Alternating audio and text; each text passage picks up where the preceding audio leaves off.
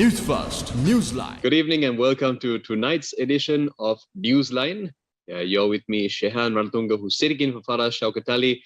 And we've got with us a regular face on Newsline, but one that we always look forward to seeing on our program because his knowledge and wealth of knowledge, insights, bring out or help us understand what's going on better. And right now we want to understand even better the recent good news that we received that the IMF has agreed to provide Sri Lanka with this bailout package that's been much awaited. So without further ado, I'd like to introduce our guest tonight. We've got Dr. Wijewardena, who was the former Deputy Governor of the Central Bank of Sri Lanka. Good evening, Doctor. Good evening, Shehan. Doctor, so first of all, your first impressions. Good news? Well, of course, it's a good news in the sense that you may recall, Shehan, that all the independent economists like me had asked the Gotabaya Rajapaksa administration as far back as December 2019 to seek a facility from IMF because we had predicted at that time that the Sri Lanka's economy was not in the good shape and we were heading towards a big disaster. And to avoid that, we had prescribed that Sri Lanka should seek IMF assistance. But the economic policy makers in its government, like the former Central Bank Governor W. Lakshman and the State Minister Ajit Cabral, they took a different view and they said the IMF was not the solution. And they said they have an alternative method and kept on postponing seeking this assistance. And but of course, after they had left the place, last year when Sri Lanka had to suspend the repayment of debt on account of what Sri Lanka had borrowed from bilateral creditors and the commercial creditors in April last year, it was too late. And we had run into the gravest economic crisis. And now, after 1 year, after seeking this assistance from IMF, it's actually good news that IMF has decided to grant this facility to Sri Lanka. So, Doctor, looking at the road ahead, if we can just look at it in that context, is it an easy ride now going ahead now that we have this, or is it more of a bumpy ride? Is it going to be a hard road ahead?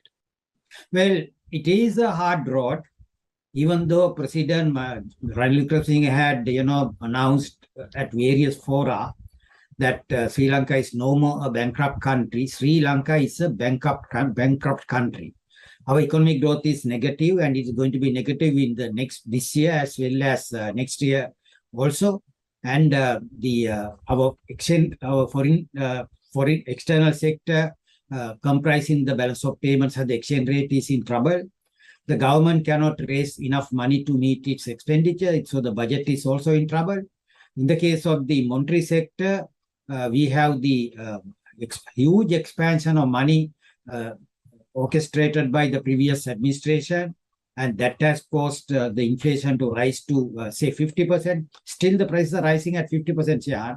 And the things that we have to do in order to correct all these ailments are not very rosy, and it's not a bumpy road. Actually, it's a very treacherous road, because if you put your foot on the wrong place, probably we might end up in a greater disaster than the disaster that we had last year. Now, Professor, Sri Lanka has received an immediate disbursement of $330 million from the IMF. The president announced today in Parliament. Now, how will this money be spent? Well, Shehan, that is a peanut compared to the enormity of the problem Sri Lanka is facing, because our foreign exchange problem cannot be resolved by just getting this $330 million from IMF. Prime purpose of giving that money to us is to enable the central bank to build up its foreign reserves, so that it will first come to the central bank. But on the request of the government of Sri Lanka, the IMF has agreed that if the government this money can be used to finance the budget also. But that's a second, it's nothing to do with IMF. It's something which the Minister of Finance and the central bank has to come to an agreement, because once this money is received by Sri Lanka, into the accounts of the Central Bank of Sri Lanka, the borrower on behalf of the government of Sri Lanka is the Central Bank of Sri Lanka. If the Treasury uses this money for budgetary purposes as announced by the President, we have to sign a separate agreement with the Central Bank. The creditor, the liability which will have to be passed from the Central Bank to the Treasury, and therefore it has to be sanctioned by the IMF again. But given the present, the very low level of foreign reserves in the country, even the IMF staff report that was submitted to its executive board had noted that the usable foreign reserves with the Central Bank of Sri Lanka was around some 425 million US dollars. So there is the necessity for the Central Bank to build up these reserves. So giving this money to government for financing the budget is a luxury which the Ministry of Finance will have, Shehan. So I don't think that the Central Bank would permit that to happen at the right moment, because if it happens, the Central Bank will lose the ability to build up its reserves. So looking at it from the situation on the ground, Professor, because ultimately it's the public, the general public who are paying the taxes. They're the ones who are feeling the pinch with the increased cost of living and so on. So from the ordinary common citizen's perspective, will they see any change? Will they be able to experience any improvement, do you think, in the near future? What would happen, Shehan, is that, Sri Lanka being a bankrupt nation is like a leper. I mean, nobody wants to touch Sri Lanka. No international creditor wanted to lend any money to Sri Lanka. No, any foreign commercial lender wanted to lend any money to Sri Lanka. So we had been starved of the essential foreign exchange requirements. What happens right now is that when the global community comes to know that Ranil Wickremesinghe administration is subject to discipline by the International Monetary Fund, there is a kind of a trust that may be built up. Because of that trust, we may be able to get some foreign assistance in the form of foreign exchange inflows to the country. That will enable the central bank as well as the government to relax some of the draconian import controls which they had introduced to Sri Lanka's economy right now. So the controls are actually starving the industries of the essential raw materials. Then we don't have enough medicine in hospitals, and there's a shortage of medicine. Right now, there are no power cuts because the people are now paying a higher tariff to the Ceylon Electricity Board, and Ceylon Electricity Board has been able to buy power from the private power producers at a very high rate, and therefore that particular cost, as you have said, has been passed on to people of this country. But when Sri Lanka will lose its foreign exchange reserves, if it doesn't have sufficient foreign exchange reserve, because we need about 5 to 6 billion foreign exchange reserves right now, and Sri Lanka will not be able to go on with the import program of oil, energy, then there will be a problem for even the private electricity producers to produce electricity. So given that particular situation, everything will depend on how prudently this particular borrowing from the IMF is managed with other creditors who are willing to lend money to Sri Lanka. So it all depends on the Ranil Wickremesinghe administration to come up with a very prudent program of utilizing this money. Now, adding to what you just said, Doctor, we know that the IMF program, Sri Lanka could receive up to $3 billion in total, but apparently there's up to $7 billion that may be available to Sri Lanka through other creditors, the World Bank, ADB, etc. Am I correct?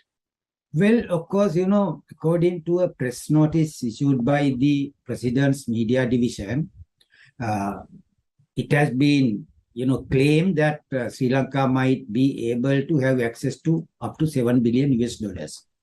But the report which the IMF staff has presented to its executive board doesn't talk about any 7 billion there.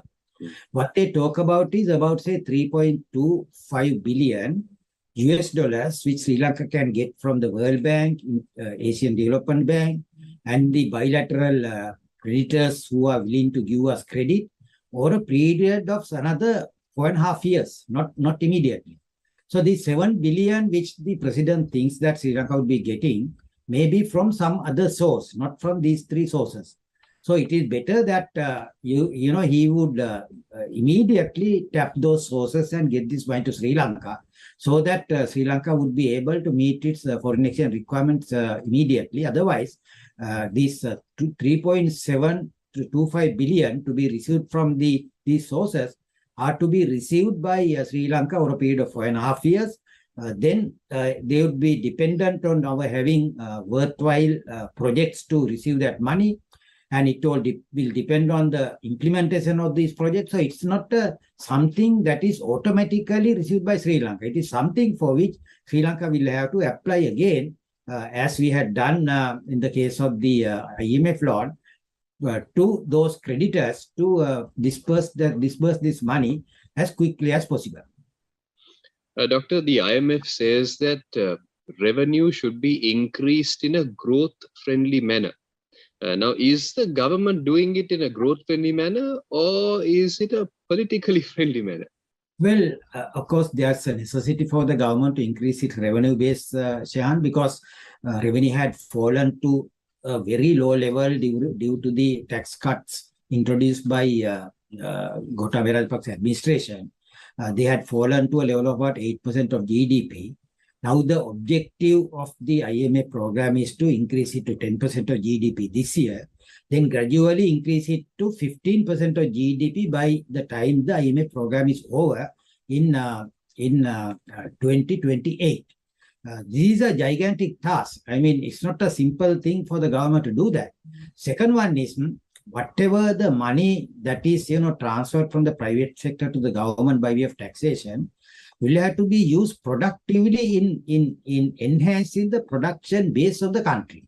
So what it means is the government will have to utilize this money for the development of the infrastructure of the country, for the development of the education and health services, and not for any other consumption purposes which the government is actually right now doing. So for that purpose, a separate plan has to be prepared by the government, and that plan will have to be immediately introduced in order to make it a growth-friendly taxation system. Because whatever the tax that has been transferred from the private sector to the government sector, if it is wasted by the government by using it for consumption purposes, then it will not be a growth-friendly taxation system. It is actually growth-retarding taxation system. So this is a secondary thing which the government has to do right now, because you may recall that even people like us had argued IMF assistance is necessary but not sufficient, because what we need is not to just get the IMF assistance to stabilize the balance of payment. We wanted the IMF assistance to keep Sri Lanka afloat and enable Sri Lanka to have a very dynamic and viable growth plan. And even the president today, he had expressed the wish of converting Sri Lanka to a rich country by 2048. But remember now, the challenge that he's facing is, according to the predictions made by the IMF that have been submitted to the executive board, the growth in Sri Lanka right now is in the negative region. For example, now we had our total economy was as big as 87 billion US dollars in year 2021. Now that has shrunk to 74 billion right now. So as a result, our per capita GDP, this I'm just quoting the IMF numbers. Per capita GDP, which was around say 3,900 US dollars in 2021, has gone down to 3,200 US dollars. And it will further go down to 3,100 US dollars. And by the time the IMF program is over, because the IMF is predicting a very pessimistic growth scenario for Sri Lanka, because by 28 we are going to get say 2% economic growth. So so what would happen is we will start with the level of about say 3,000 US dollars as our base income level to become a rich country. To become a rich country, Shehan, we must have a minimum level of say 12,000 US dollars. Now, from 3,000 to 1,200,000 means from 2028 onwards, we must have a minimum economic growth rate of 10% at a compound rate over the next, 20-year time period. So that is why I say that the introduction of a very dynamic economic growth plan is a must right now. And if we don't do that, we will not be able to get the best out of what the IMF has offered to us today. Doctor, we must now cross over a short break as we take a look at tonight's headlines, but we urge our listeners to stay tuned. We will be right back.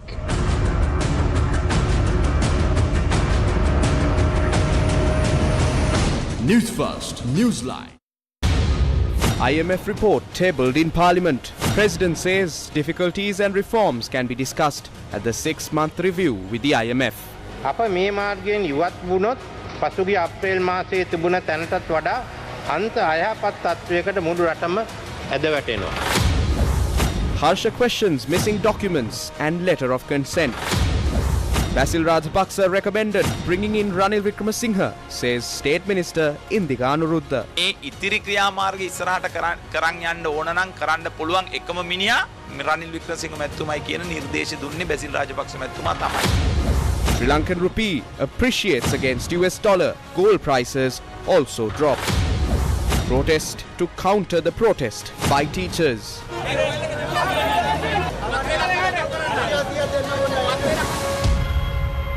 $23% for 2 months, 25% for 4 months. Valuable FD. 23% for 2 months, 25% for 4 months. Valuable FD.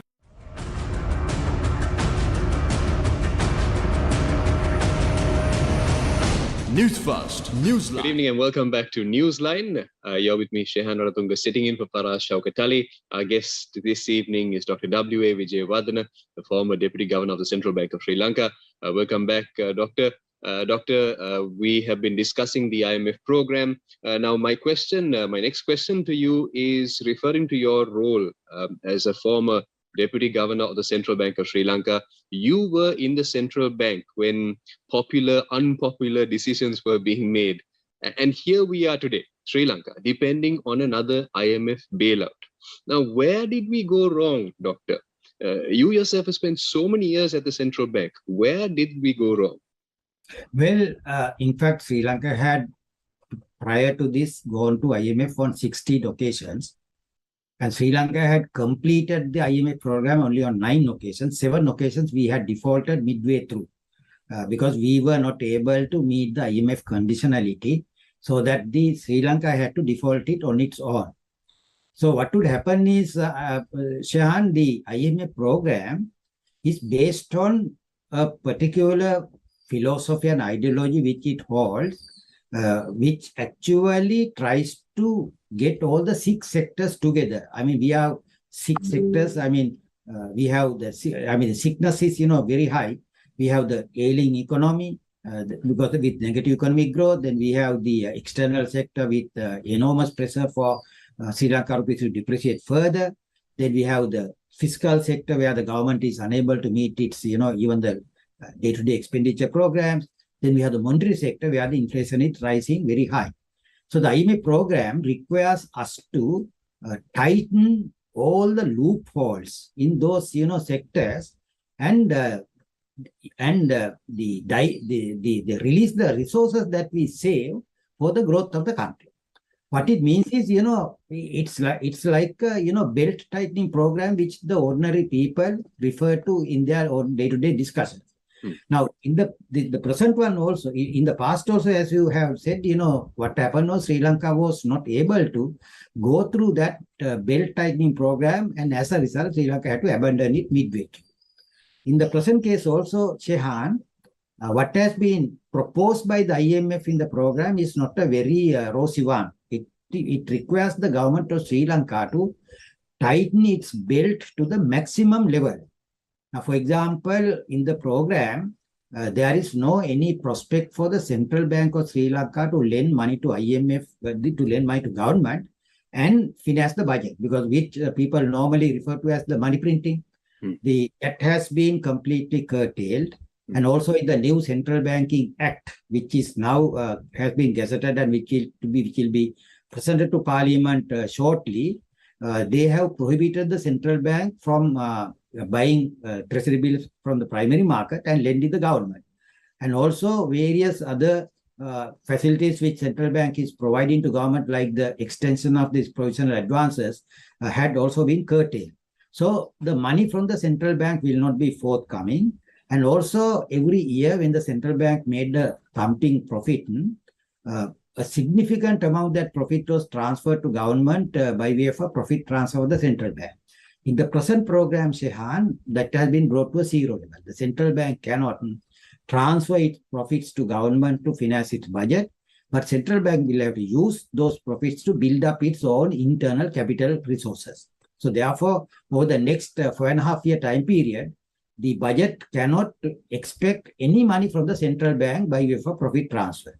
So again, the program requires the government to cut down its total gross expenditure, so that the gross financial requirement, that is the total expenditure of the government minus the revenue that it might raise, that deficit has to be curtailed. It is presently about, say, 27% of our GDP, and over the program period, that has to be brought down to about 8% of our GDP. What it means is government will have to simultaneously increase the revenue base. At the same time, it has to cut down its expenditure program.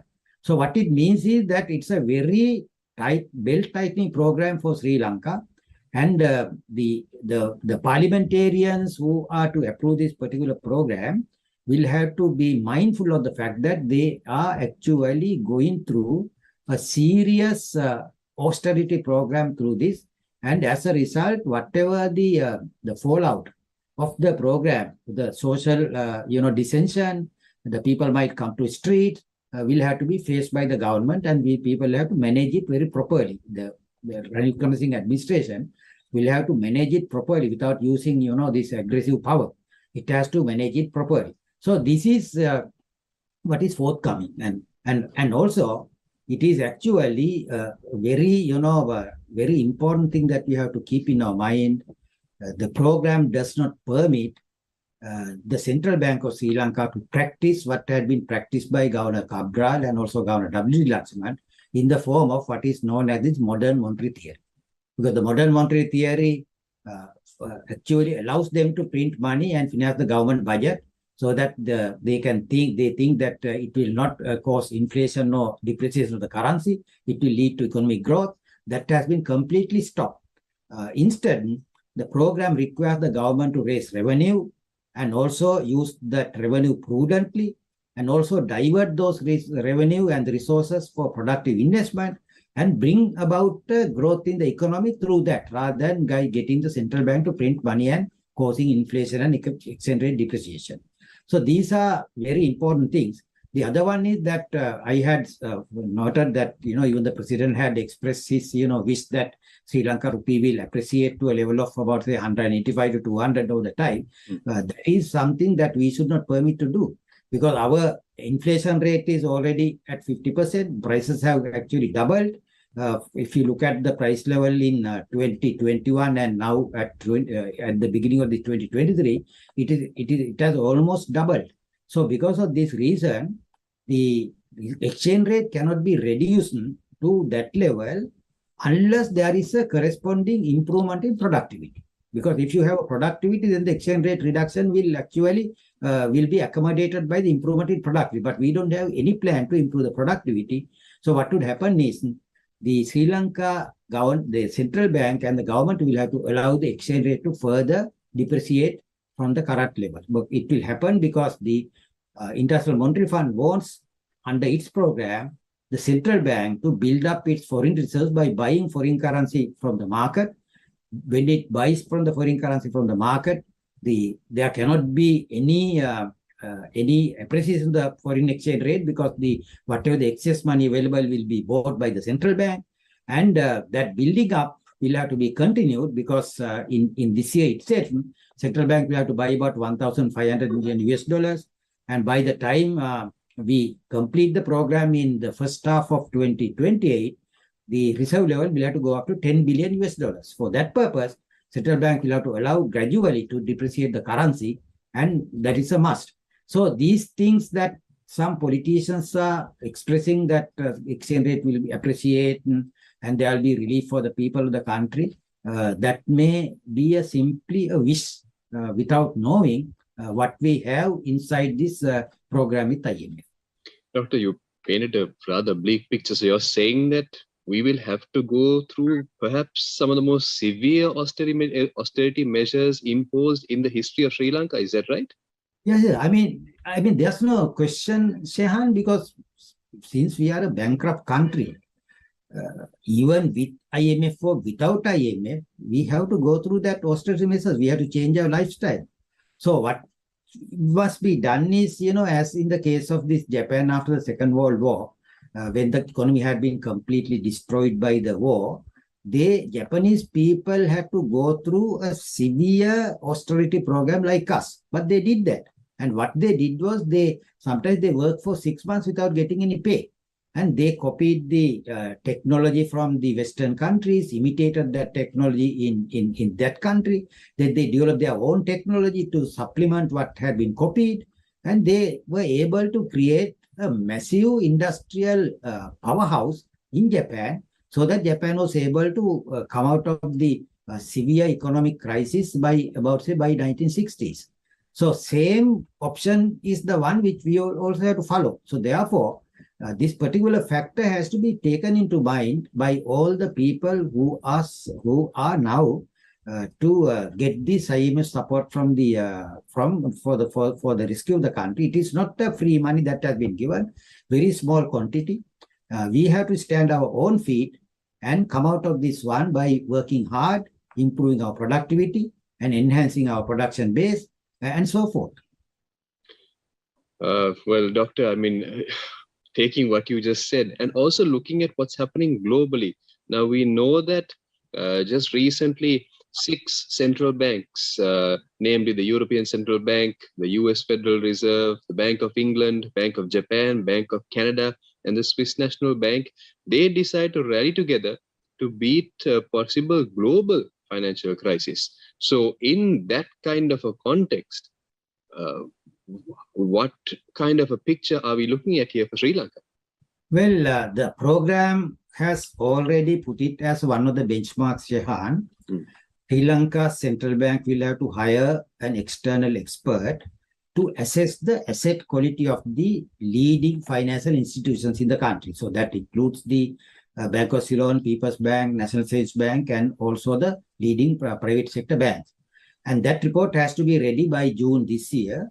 And if the report says that the quality of the assets of the financial institutions has been eroded and leading to the reduction in the capital base, we'll have to recapitalize them. So that is how we'll have to address the issue now. I mean, that means now in the case of the state banks, either the government will have to give the capital or the state banks will have to go to the market and get the capital from the members of the public. So those are the options that are available to us depending on the type of report being now prepared by these external experts for the central bank, which has commissioned that report on the direction of the International Monetary Fund. So this is happening in Sri Lanka also, because what matters to us in Sri Lanka is now this Silicon Valley Bank, SVB, which collapsed in California. The main reason for the collapse of the bank was that the Federal Reserve System had increased the interest rate, not from say 12% to 30% as in now, okay, from about say 2% to 4%. But because of the increase in the interest rates, the book value of the bonds and the debentures that bank had been holding had come down, reducing its capital to near zero level. And as a result, it had gone into a liquidity crisis. So there was a run on the bank. Depositors want to get their money, and the bank had to be closed down.